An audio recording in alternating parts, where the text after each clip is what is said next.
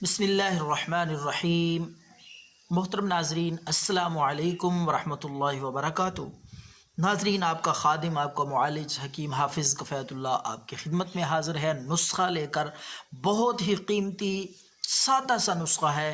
ये नुस्ख़ा है कद बढ़ाने के लिए। वो हज़रात जो पस्त कद हैं, कद छोटा है और कद बढ़ाना चाहते हैं, अपना कद लंबा बड़ा करना चाहते हैं, तो इंशाअल्लाह इस नुस्खे से आप कद आवर हो जाएंगे, आपका कद बढ़ेगा इंशाअल्लाह अल्लाह के फजल से।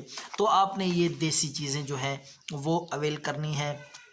लिख लें ये नुस्खा और ज़रूर इस्तेमाल करें अगर आप कद बड़ा करना चाहते हैं। तो नाजरीन, सबसे पहले आपने लाना है बादाम।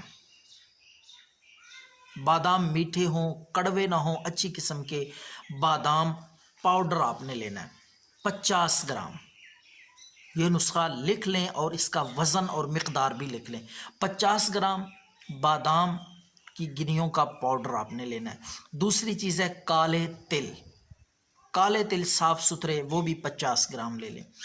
इसी तरह कद्दू के बीज, ये भी बासानी आसान चीज़ें हैं, बेज़रर चीज़ें हैं और हर पिंसार स्टोर पे दस्तयाब हैं। कद्दू के बीज ये भी 50 ग्राम। इसके साथ एक और चीज़ है, वो है असंगंधना गोरी। ये पिंसार स्टोर से आपको असंगंधना गोरी मिल जाएगी। ये देसी दवाई है। ये आपने सिर्फ 20 ग्राम ये लेकर सारी चीज़ों को आपने साफ़ सुथरा करके, तिनके वगैरह कचरा निकाल के इनको आपने कूट लेना है, ग्राइंड करके इनका सफूफ बना लेना है अच्छी तरह। जब ये बारीक हो जाएं और आपस में मिक्स हो जाएं तो ये आपका नुस्खा कद बढ़ाने के लिए तैयार है। अब मैं आपको इसका तरीका इस्तेमाल बताता हूँ।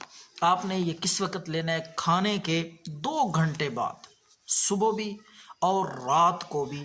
खाने के बाद आपने दूध के साथ 1 चम्मच, सिर्फ ये जो आपने सफूफ तैयार किया है, ये दवाई तैयार की है, उसमें से 1 चम्मच, टीस्पून, छोटा चम्मच खाने वाला, वो दूध के साथ, नीम गर्म दूध के साथ रोज़ इस्तेमाल करें कम अज़ कम 10 दिन तक। इंशाअल्लाह अल्लाह के फजल से आपका कद बढ़ेगा। पस्त कद वालों के लिए बहुत कीमती तोहफ़ा है। दुआओं में याद रखें। अल्लाह हाफ़िज़।